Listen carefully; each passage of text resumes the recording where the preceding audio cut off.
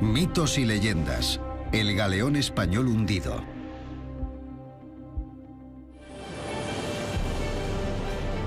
Las historias de marineros hablan del tesoro de un galeón español que naufragó en Florida hace 300 años.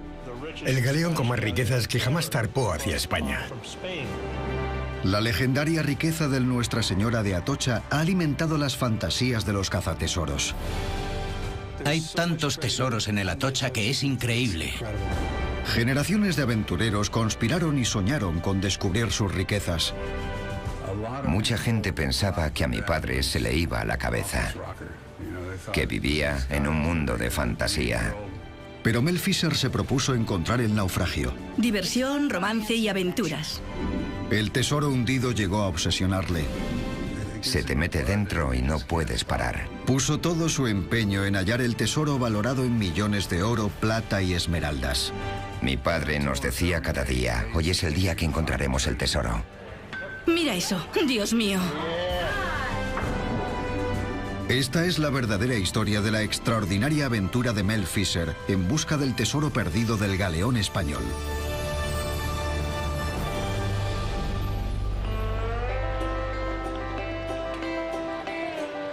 Incluso durante su infancia en Indiana en los años 30, Mel Fisher estaba obsesionado con las historias de tesoros, especialmente de tesoros hundidos. Por desgracia, el equipo necesario para bucear en busca de antiguos naufragios era caro y complejo, por lo que la búsqueda de tesoros queda fuera del alcance de la gente normal. Pero el joven Mel Fisher no era una persona normal y corriente. Cuando mi padre tenía 12 años, se hizo su propia escafandra. Era un cubo de 20 litros al que le había puesto una pieza de plástico. Una manguera llegaba hasta la superficie y su amigo usaba una bomba de bicicleta, pero el aire dejó de pasar y casi se ahoga en el lago.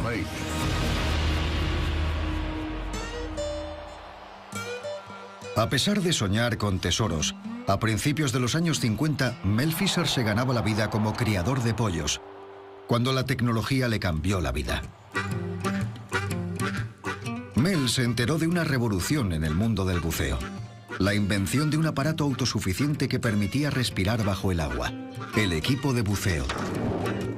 Con una bombona de oxígeno pudo hacer realidad sus fantasías infantiles. Por fin podría sumergirse en busca del tesoro. Mel vendió la granja de pollos y en 1953 abrió junto a su mujer Dio la primera tienda y escuela de buceo de California, en Redondo Beach. Organizaba expediciones en busca de tesoros naufragados que se habían hecho famosos gracias a las leyendas de piratas y viejas historias de tesoros hundidos. Era como el flautista de Hamelin. Todo el mundo quería ir con él y participar en la aventura. Hacía que todo fuera emocionante.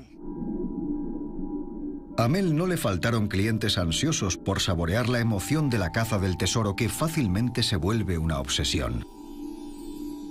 Encontré mi primer tesoro cuando tenía 9 años. Y es una sensación muy adictiva. Sin duda es muy emocionante. Sientes algo muy especial. Cuando ves algo que nadie más ha visto o tocado desde hace cientos de años y lo sacas a la superficie. Un escalofrío te recorre todo el cuerpo y quieres encontrar más. Incluso después de formar una familia, Mel Fisher, entusiasta cazatesoros aficionado, aprovechó todas las oportunidades que tuvo de dedicarse a su pasión. Cada año ahorrábamos para ir a buscar tesoros durante las vacaciones, que cada vez eran más y más largas. El problema de Mel era que vivía en la costa oeste, en California. Pero la mejor zona para buscar tesoros estaba en la costa este, en Florida y el Caribe. Allí hay más barcos hundidos que en cualquier otro lugar del mundo. Mi padre me contó que creía que había un naufragio cada 100 metros desde La Habana, Cuba, hasta Carolina del Norte. Obviamente no todos están llenos de doblones de oro, y esos eran los que buscaba.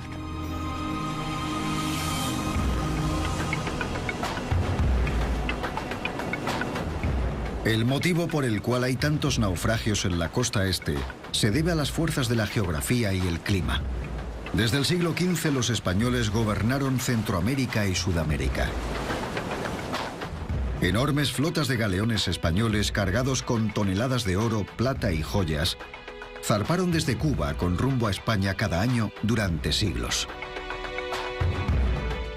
Hubo un tremendo flujo de riquezas durante 300 años. Las familias españolas más adineradas enviaban sus tesoros de vuelta. La mayoría de las veces, los barcos arribaban a puerto, pero las aguas poco profundas del arrecife de los Cayos de Florida lo convertían en una trampa mortal durante la temporada de huracanes. Los huracanes empujaban a los barcos hacia el arrecife y los pasaban por encima, encallándose y hundiéndose.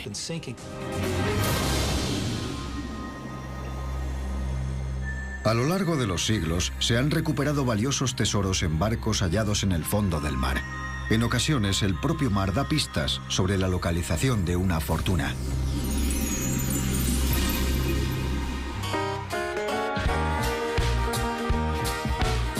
A principios de los años 60, hubo un brote de fiebre del oro en Florida. De repente, empezaron a aparecer doblones irreales en las playas. Encontraban monedas en la playa simplemente pasando un rastrillo. Después de investigar un poco, descubrieron toda una flota de barcos que se había hundido frente a Vero Beach, en Florida. El dueño de la licencia de exploración de la zona creía que las monedas provenían del tesoro de una flota española que se había hundido en 1715.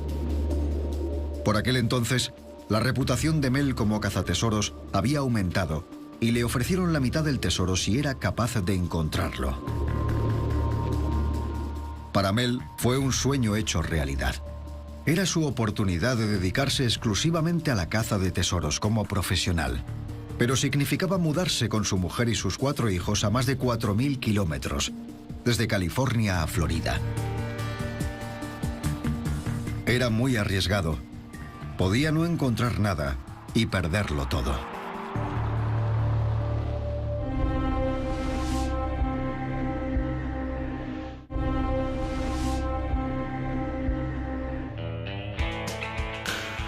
Pero en 1963, Mel decidió apostar todo lo que tenía por seguir su sueño.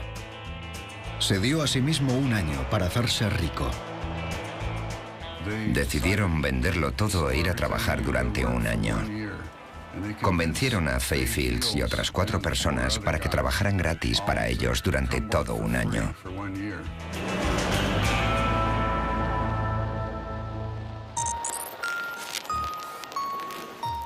Mel contaba con un arma secreta: la tecnología. Fay Fields, el experto en electrónica de Mel, había creado una réplica en miniatura de un dispositivo de detección submarina de la Segunda Guerra Mundial: un magnetómetro. Su sensor submarino podía detectar hierro y acero en el fondo del mar. Encontrando un ancla o incluso un clavo, Mel esperaba que el magnetómetro fuera una máquina de encontrar naufragios.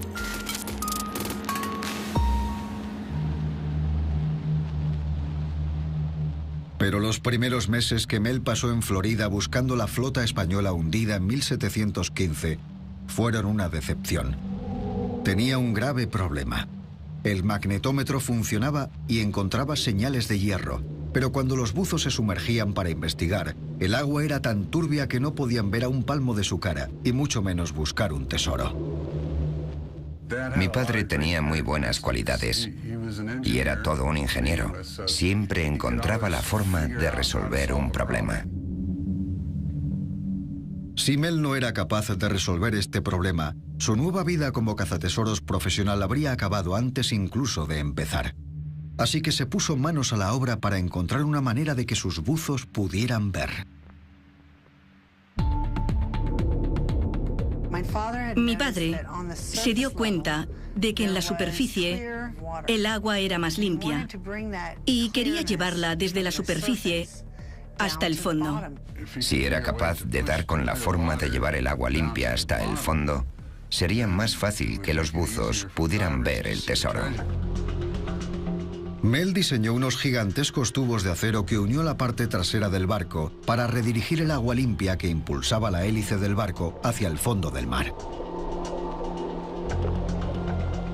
Mientras el barco estaba anclado, arrancaba el motor y el agua que pasaba por la hélice del barco era impulsada por los tubos hacia el fondo, por el tubo, de manera que el agua que bajaba era limpia. Debido a su forma, Mel llamaba a los tubos buzones.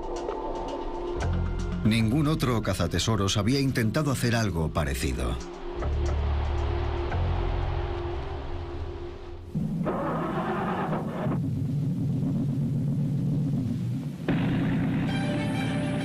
Era un artilugio fantástico. Funcionaba a la perfección y el agua quedaba cristalina.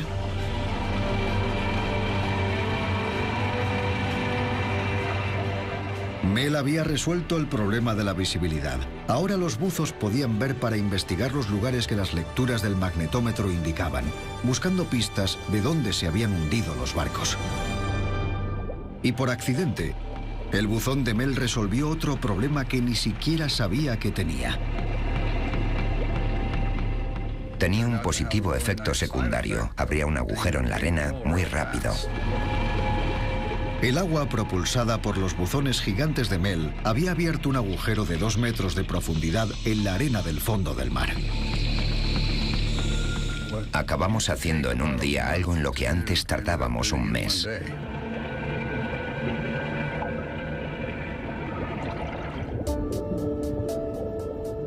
Mel había revolucionado la caza de tesoros. Estaba seguro de que la fuente de las monedas de oro y plata de la playa pronto sería revelada por los potentes buzones. Día tras día seguía trabajando, pero su éxito inicial empezó a parecer la suerte del principiante. Las semanas se convirtieron en meses y no había ni rastro del tesoro. Mel se había dado a sí mismo el plazo de 1 año para convertirse en un cazatesoros profesional. Después de 11 meses de duro trabajo, lo único que tenía era un enorme agujero en su cuenta del banco. El tiempo y el dinero se le estaban acabando, pero Mel Fisher nunca perdió la esperanza. A tan solo unos días del fracaso absoluto, su perseverancia se vio recompensada. Trabajó durante 360 días sin encontrar casi nada. Y ese día, el día número 360, cavó un agujero que estaba lleno de doblones de oro. Dijo que nunca lo olvidaría. Era como si el fondo estuviera forrado de monedas de oro. Los buzones de Mel habían desenterrado una fortuna. 1030 monedas de oro, el mayor botín encontrado hasta la fecha. Así que nunca volvieron a California y se fueron a Florida. Siguieron trabajando en la flota de 1715 durante los siguientes 7 años con éxito. Encontraron varios naufragios y miles de preciosos artefactos.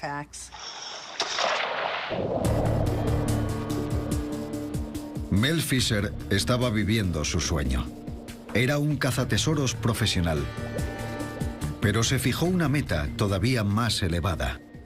Dijo que quería encontrar el mayor naufragio a este lado del charco.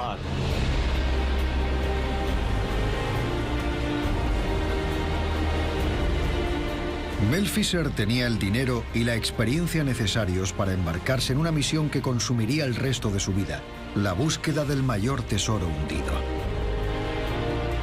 Un barco con incomparables riquezas, con 500 millones de dólares en oro, plata y esmeraldas, que se había hundido en los Cayos de Florida, pero nadie sabía dónde. Mel estaba decidido a encontrar el galeón español Nuestra Señora de Atocha.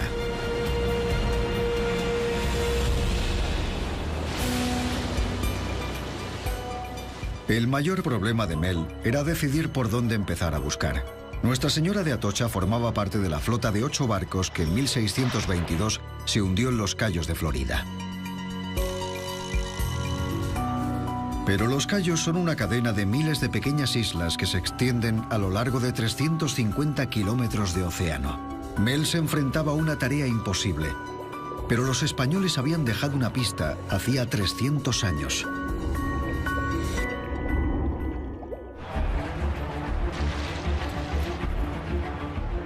En Sevilla, España, se encuentra el Archivo de Indias, donde se guardan los registros originales del comercio de España con Sudamérica en los siglos XVI y XVII.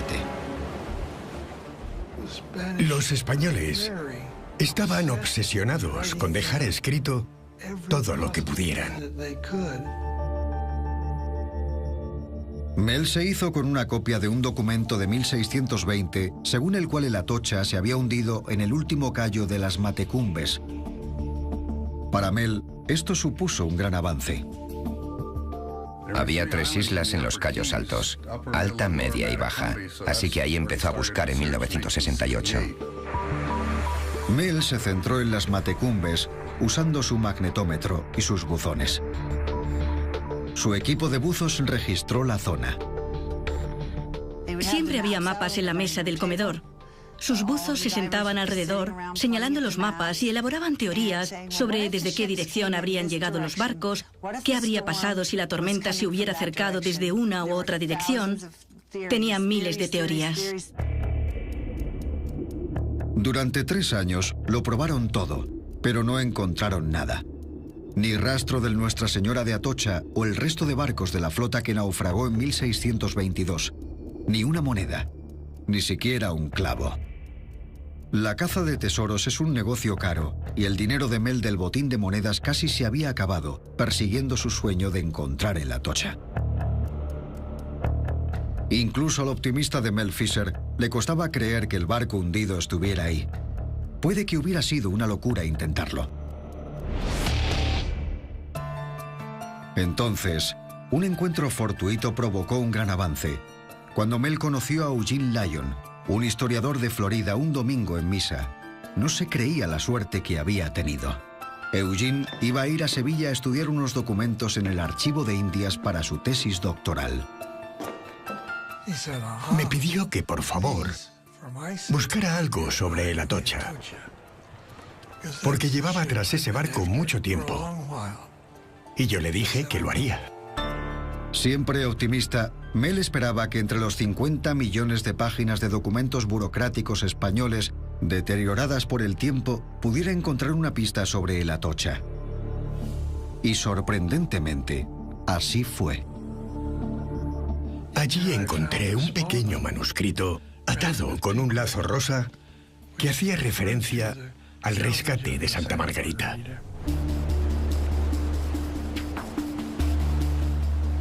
El galeón Santa Margarita se había perdido con el Atocha y el resto de su flota en 1622. Pero como se hundió en aguas poco profundas, la mayoría de la tripulación sobrevivió. Eugene había descubierto el relato de un testigo ocular que relataba cómo habían visto que el Atocha zozobraba y se hundía a plena vista. Y el frágil documento incluso le proporcionaba a Mel una localización. Lo examiné a conciencia y en la última página carcomida se mencionaba que los barcos se habían hundido. No solo el Atocha, sino también el Santa Margarita en los Cayos del Marqués. Los Cayos del Marqués se encontraban a más de 150 kilómetros al sudoeste de las Matecumbes. No era de extrañar que Mel no hubiera encontrado el Atocha. Estaba buscando en el lugar equivocado. Pero ahora, este testimonio podría poner el Atocha a su alcance. Creía con toda certeza que lo encontraría. Estaba convencido de su capacidad para lograrlo. Con esperanzas renovadas, Mel se puso a trabajar con sus magnetómetros en busca de algo de hierro que le ayudara a encontrar el galeón. Había mucho hierro, pero sus buzos le trajeron muy malas noticias. La Marina tiene un campo de prácticas en esa zona y encontramos más de 5.000 bombas mientras buscábamos el Atocha, lo cual nos ralentizó mucho, pero había que comprobar todas y cada una de esas lecturas. Casi siempre resultaba ser una vieja bomba, o un frigorífico, o cualquiera de las miles de cosas que la gente tira por la borda de sus barcos. Una vez encontramos un viejo Volkswagen e incluso un tren. Mes tras mes, Mel seguía encontrando chatarra, pero ni rastro de la Atocha. Cada mañana mi padre decía, hoy será el día. Y seguía buscando y buscando. La mayoría de la gente se habría dado por vencida, pero mi padre no lo hizo. Estaba empecinado. Mel se había gastado más de $200.000 en la búsqueda y luchaba desesperadamente por continuar.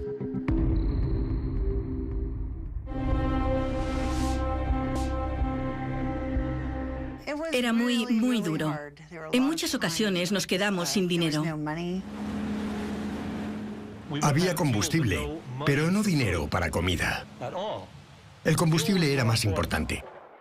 Por aquel entonces, todos nos habíamos vuelto expertos pescadores con arpón y tenía que gustarnos el pescado. No teníamos otra opción.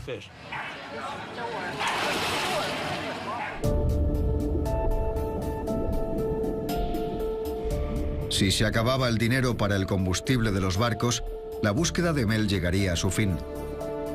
Para recaudar fondos decidió vender acciones del tesoro cuando lo encontrara. Pero como no podía enseñar ni un objeto de la Atocha, los inversores se retiraban. Resultaba difícil conseguir que la gente invirtiera en algo que parece un sueño. Para empezar, si era algo factible, ¿por qué no se había hecho ya? Y si nadie lo había hecho, ¿era real o tan solo una historia? Mucha gente no se creía que fuera verdad. Había mucha gente que no creía en nosotros, que se pensaba que nos dedicábamos a gastar el dinero de otra gente, poniéndonos morenos, buceando y divirtiéndonos.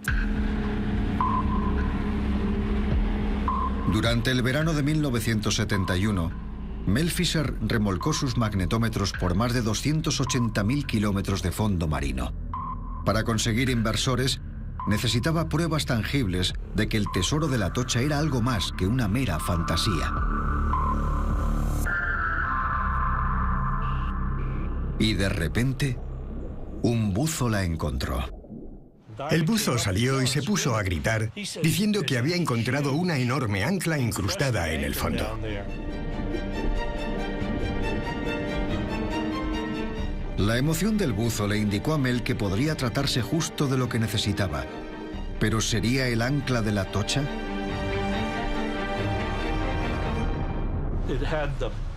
Estaba cubierta de sedimentos por todas partes. La caña medía más de 5 metros y tenía una enorme anilla alrededor. Los buzos dedujeron que por su diseño era el ancla de un galeón español. Pero solo Mel estaba convencido de haber encontrado el Atocha. ¿Sabéis cuántas anclas como esa hay en nuestra zona? Cientos, si no miles. Pero Mel sabía que esta era la de la Atocha. Mi padre estaba seguro de que era la de la Atocha.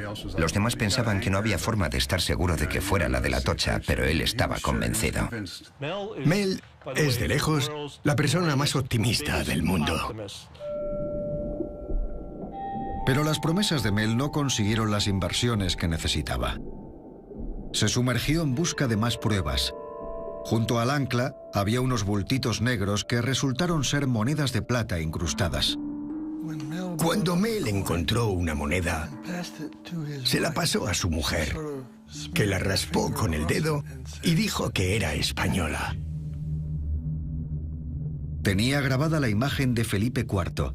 Era de la época adecuada, pero el año exacto era la clave. El Atocha se hundió en 1622, así que si la fecha era posterior, la moneda desmentiría la teoría de Mel de que había encontrado su barco del tesoro.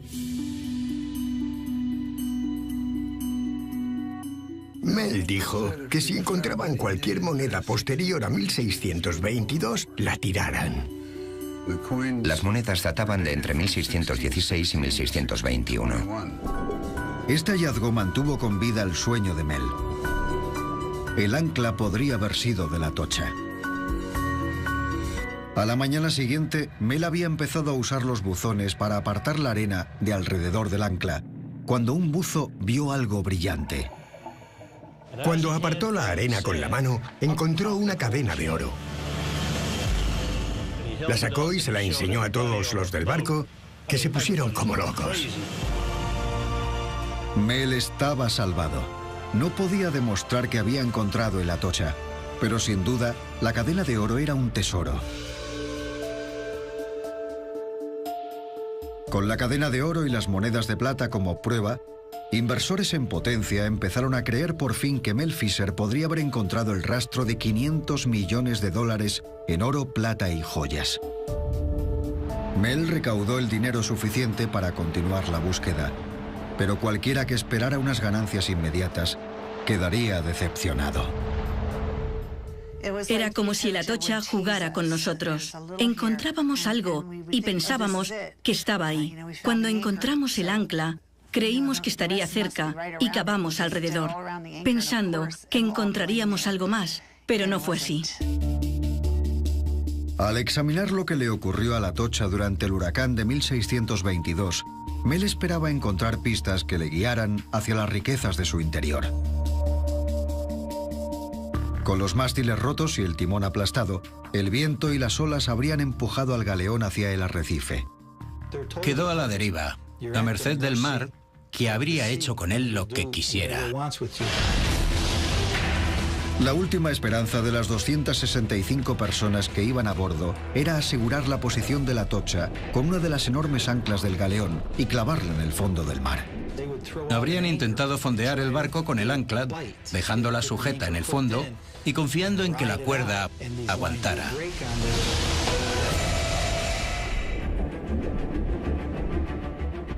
Para Mel, el ancla descubierta era como una señal que indicaba el camino hacia el naufragio. Indicaría la dirección del barco y dónde se hundió. Porque en el sentido contrario al que se clavaran los brazos del ancla, estaría el barco que ésta sujetaba. El ancla señalaba hacia el noroeste, así que cuando la cuerda se rompió, el galeón habría sido empujado por la tormenta hacia el sudoeste y se habría ido. Pensamos, bueno, ya tenemos el ancla. Ahora descubriremos si el barco está cerca. Solo tenemos que fijarnos en qué dirección señala el ancla e ir hacia allá. Esperanzado, el equipo de Mel trabajó de manera metódica hacia el sudeste. Encontraron algunas monedas de plata y el hijo mayor de Mel, Dirk, incluso descubrió un astrolabio de navegación que sorprendentemente todavía funcionaba.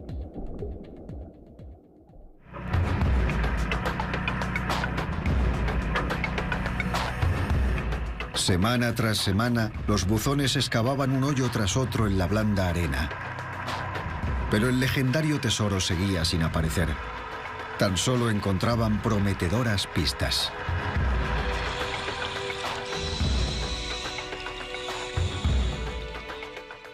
Estas marcas son los hoyos vacíos y las moradas representan las monedas de plata. Por aquí encontramos bastantes monedas y las marcas naranjas representan munición de plomo para los mosquetes, pero sobre todo hoyos vacíos. El siempre optimista Mel buscaba el lado positivo de las cosas. Si el hoyo resultaba estar vacío, siempre decía, no es un hoyo vacío, sino un sitio más donde ya sabemos que no está el tesoro. Estábamos haciendo que un enorme océano fuera un poco más pequeño. Estábamos un poco más cerca del tesoro. Durante 3 años, los buzones de Mel abrieron agujeros en el fondo del mar, descubriendo ánforas de aceite, mosquetes, espadas, dagas y tan solo unas monedas. Pero Mel nunca se descorazonó. Hay que abrir muchos agujeros porque de vez en cuando alguno esconde un tesoro y todo merece la pena. Un día, el 25 de mayo de 1973, a menos de 200 metros del ancla, el equipo de Mel recuperó 1.460 monedas de plata españolas.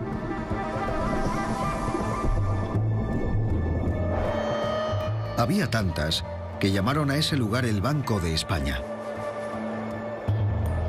Y lo que es más, ninguna era posterior a 1621. ¿Pero podría ser el tesoro del Atocha? Mel estaba a punto de descubrirlo.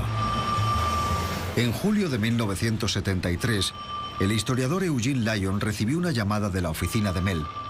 Habían hallado algo novedoso y necesitaban su ayuda.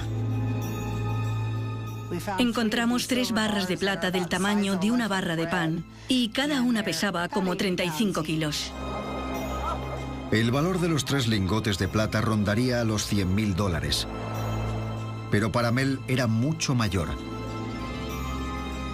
Cada lingote tenía grabado un número romano y un número de serie. Si coincidían con el registro del galeón, podrían demostrar de una vez por todas si Mel de verdad había encontrado el Atocha. Me acerqué a las barras de plata. Me incliné y apunté los números de las barras. Le dije a Mel que tenía buena pinta y él me respondió, claro que sí. En el archivo de Indias, Eugene había conseguido el microfilm de los rollos del manifiesto original de la Atocha, en el que se especificaba su carga, que incluía 40 toneladas de plata, 901 lingotes, cada uno con un número de serie. Observó línea tras línea, página tras página del tesoro perdido, en busca de una coincidencia. Entonces cogí el microfilm de la Atocha, busqué los números de las barras y allí estaban. Era el Atocha.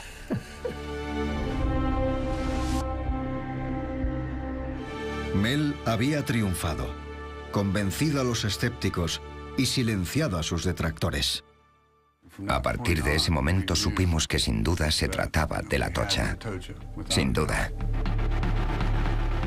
El manifiesto también reveló que las 3 barras de plata eran una mínima parte del grueso del tesoro de la Atocha. Había 899 barras más y joyas de oro esperándoles.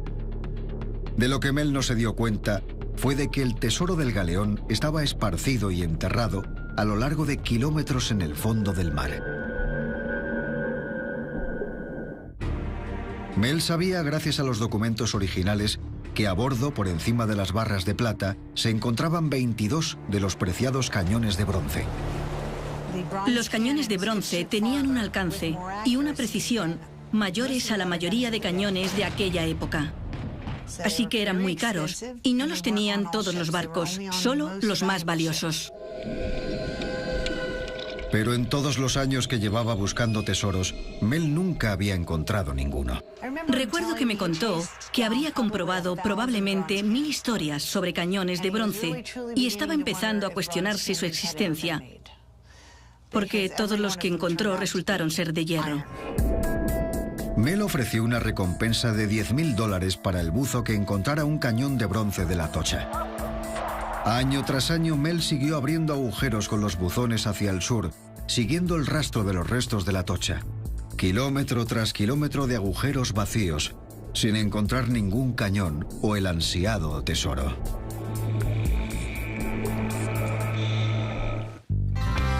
En julio de 1975, Dirk, el hijo de Mel, que era el capitán del barco de buceo Viento del Norte, estaba harto de buscar en el fondo marino y decidió comprobar una corazonada.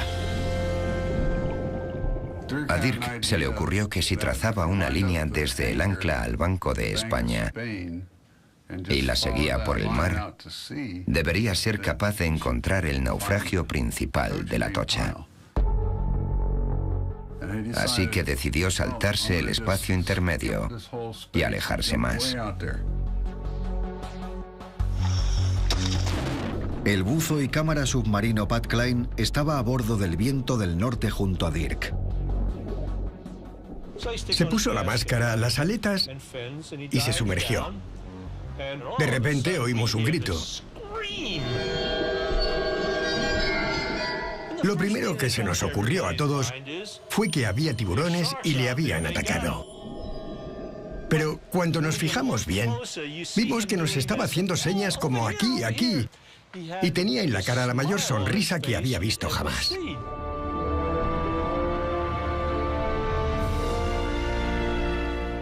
Entonces le oímos gritar: ¡Cañones! ¡Cañones! ¡Aquí abajo hay cañones!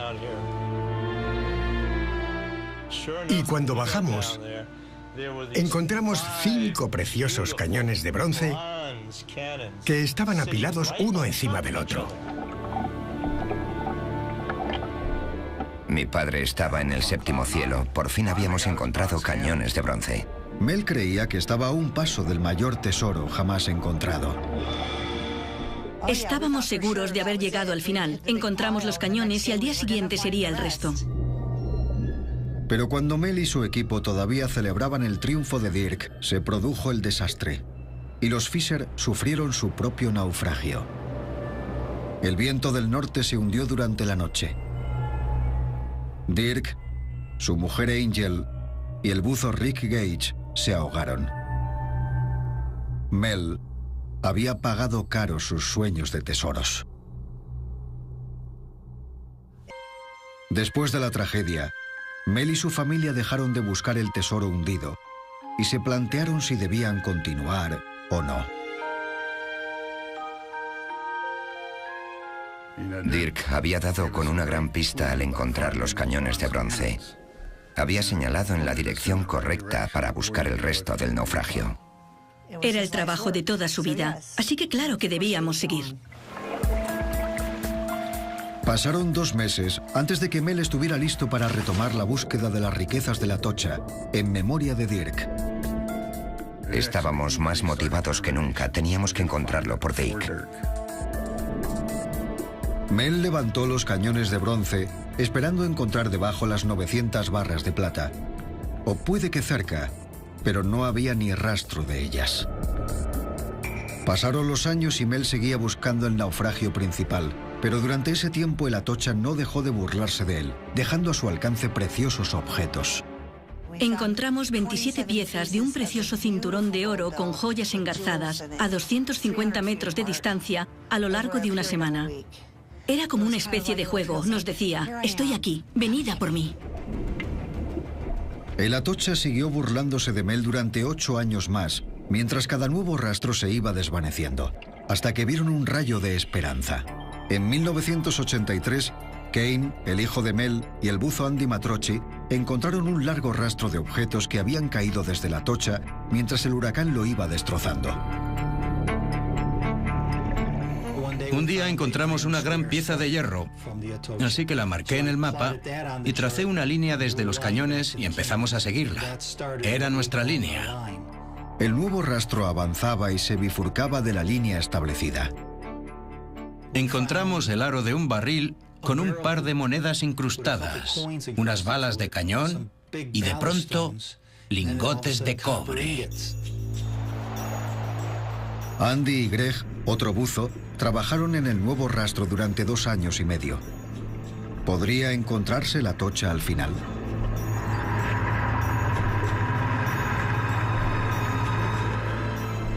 Encontramos cientos de monedas y platos de plata, más lingotes de cobre, cucharas de plata, una gran variedad de objetos, y estábamos alucinando. Al día siguiente, el 20 de julio de 1985, Andy Matrocchi realizó una inmersión que recordaría el resto de su vida.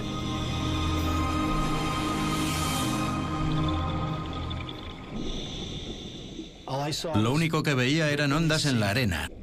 Nada interesante. Me acababa de dar la vuelta cuando noté que me daban un golpe en el hombro y no era para llamarme la atención. Era bastante fuerte.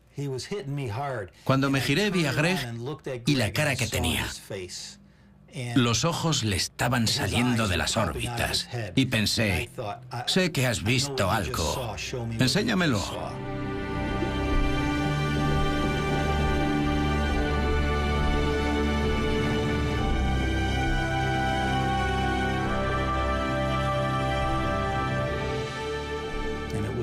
Era como un muro que medía 1 metro de alto, 23 metros de largo y unos 6 metros de ancho. Los restos de Nuestra Señora de Atocha. Y dentro vi lingotes de plata. Solo que esta vez no eran 2 o 3, sino cientos, tal y como Mel había imaginado.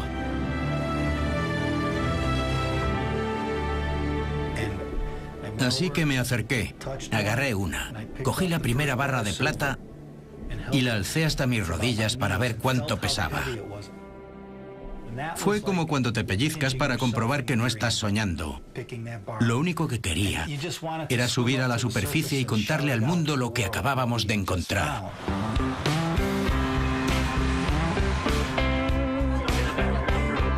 Era el momento con el que Mel Fisher llevaba 16 años soñando. Pero ¿cómo iba a saber que por fin había llegado ese día? Cuando llamaron por radio diciendo que habían encontrado el tesoro, mi padre no estaba. No le encontraban por ninguna parte y se preguntaron dónde estaba. Lo habían encontrado, estaban seguros y tenían que contárselo. No le localizábamos, así que fuimos a buscarle. Ignorando las noticias que le esperaban, había salido de compras y se había parado a tomar algo.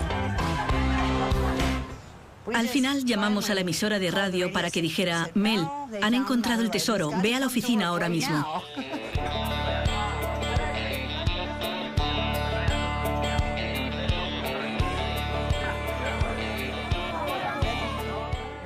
Alguien le tapó con un paraguas hasta la entrada del museo, que estaba lleno de gente y de fotógrafos. Los periodistas de la prensa ya estaban allí. Y en aquel momento, todo era un caos enorme.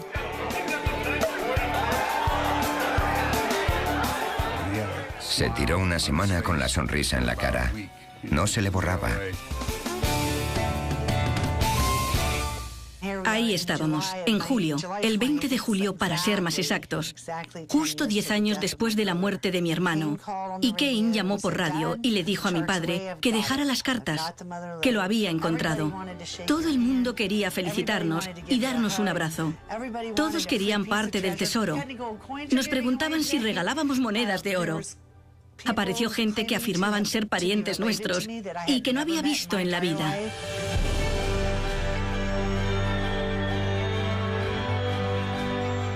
Las legendarias riquezas de la Atocha eran auténticas y su valor era el que Mel había calculado: más de 500 millones de dólares. Mi padre es una de las pocas personas que han hecho realidad el sueño de su vida. Mel Fisher fue el cazatesoros con más éxito del mundo.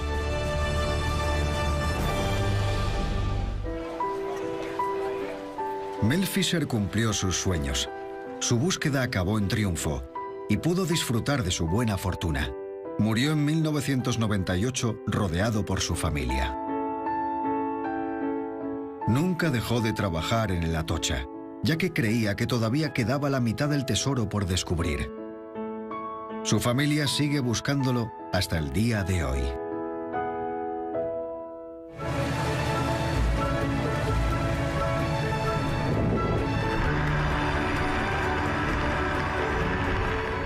Yo siempre digo que hay que seguir buscando y acabaremos encontrándolo. Está ahí fuera. Solo tenemos que buscarlo y creo que lo encontraremos hoy. Hoy es el día.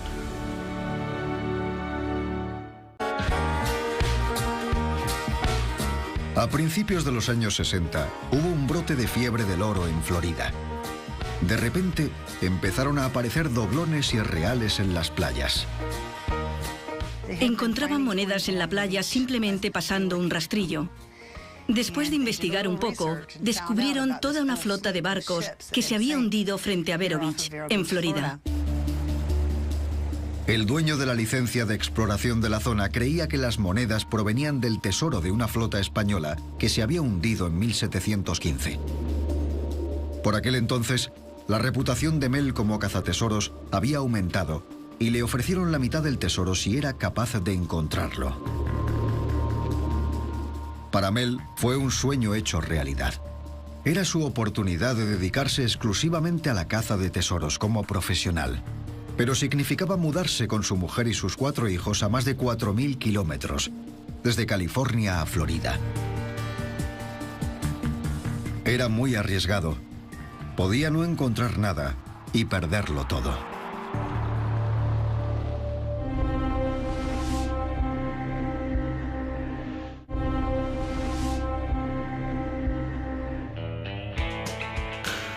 Pero en 1963, Mel decidió apostar todo lo que tenía por seguir su sueño. Se dio a sí mismo un año para hacerse rico. Decidieron venderlo todo e ir a trabajar durante un año.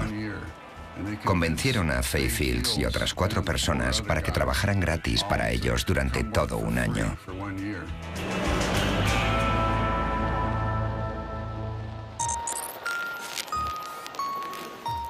Mel contaba con un arma secreta: la tecnología.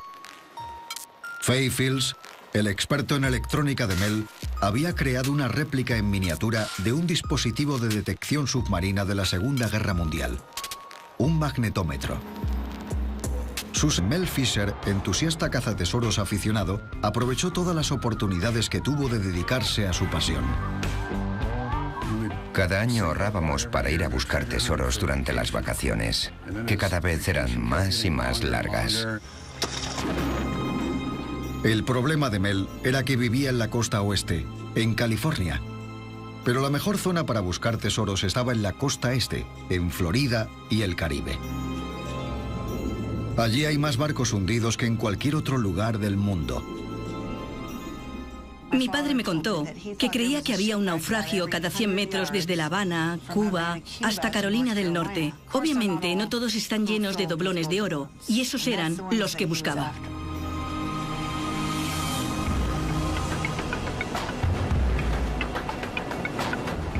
El motivo por el cual hay tantos naufragios en la costa este se debe a las fuerzas de la geografía y el clima. Desde el siglo XV los españoles gobernaron Centroamérica y Sudamérica. Enormes flotas de galeones españoles cargados con toneladas de oro, plata y joyas zarparon desde Cuba con rumbo a España cada año durante siglos. Hubo un tremendo flujo de riquezas durante 300 años. Las familias españolas más adineradas enviaban sus tesoros de vuelta. La mayoría de las veces, los barcos arribaban a puerto, pero las aguas poco profundas del arrecife de los Cayos de Florida lo convertían en una trampa mortal durante la temporada de huracanes. Los huracanes empujaban a los barcos hacia el arrecife y los pasaban por encima, encallándose y hundiéndose.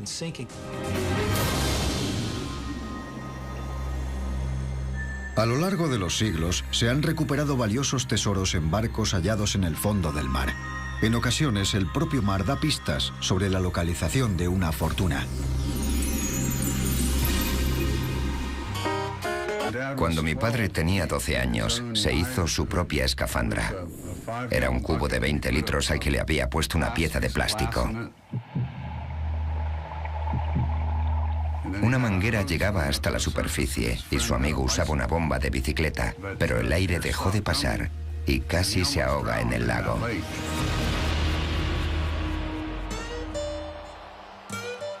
A pesar de soñar con tesoros, a principios de los años 50, Mel Fisher se ganaba la vida como criador de pollos, cuando la tecnología le cambió la vida.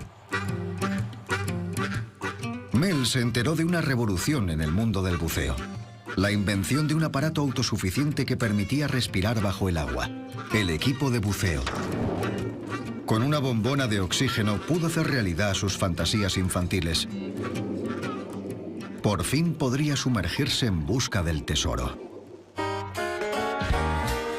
Mel vendió la granja de pollos y en 1953 abrió junto a su mujer Dio la primera tienda y escuela de buceo de California, en Redondo Beach. Organizaba expediciones en busca de tesoros naufragados que se habían hecho famosos gracias a las leyendas de piratas y viejas historias de tesoros hundidos. Era como el flautista de Hamelin. Todo el mundo quería ir con él y participar en la aventura. Hacía que todo fuera emocionante. A Mel no le faltaron clientes ansiosos por saborear la emoción de la caza del tesoro, que fácilmente se vuelve una obsesión. Encontré mi primer tesoro cuando tenía 9 años. Y es una sensación muy adictiva. Sin duda es muy emocionante. Sientes algo muy especial cuando ves algo que nadie más ha visto o tocado desde hace cientos de años y lo sacas a la superficie. Un escalofrío te recorre todo el cuerpo y quieres encontrar más. Incluso después de formar una familia, el sensor submarino podía detectar hierro y acero en el fondo del mar. Encontrando un ancla o incluso un clavo, Mel esperaba que el magnetómetro fuera una máquina de encontrar naufragios.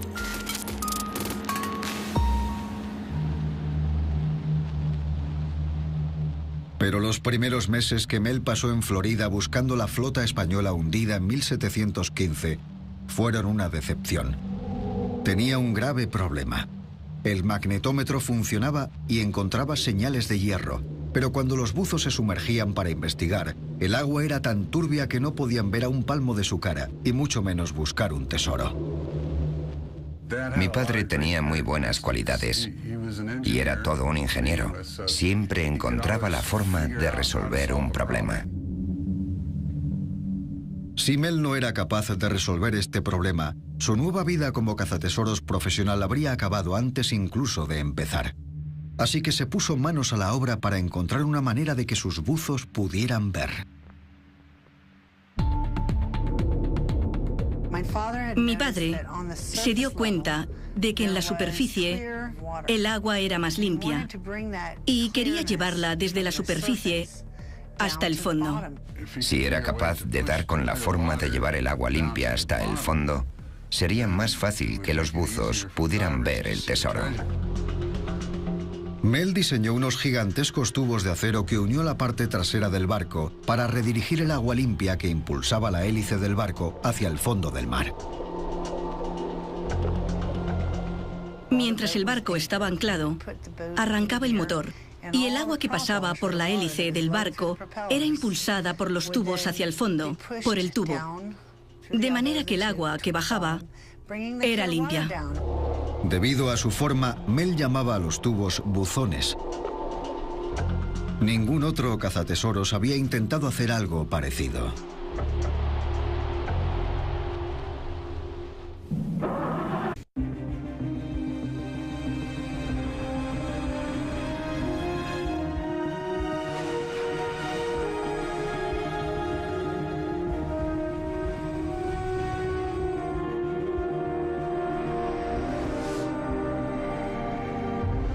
Mitos y leyendas. El galeón español hundido.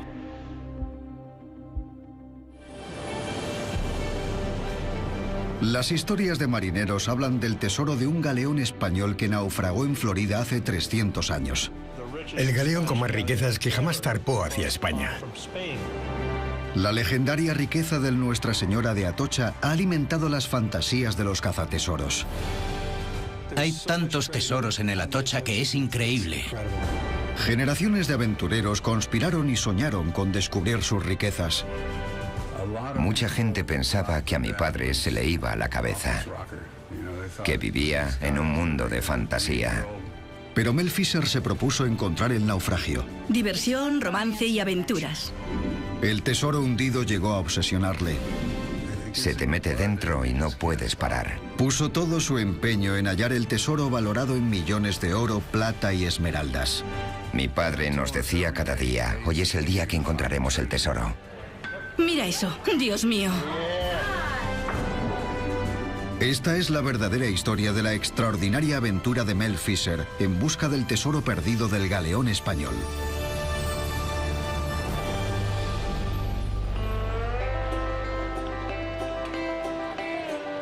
Incluso durante su infancia en Indiana en los años 30, Mel Fisher estaba obsesionado con las historias de tesoros, especialmente de tesoros hundidos. Por desgracia, el equipo necesario para bucear en busca de antiguos naufragios era caro y complejo, por lo que la búsqueda de tesoros queda fuera del alcance de la gente normal.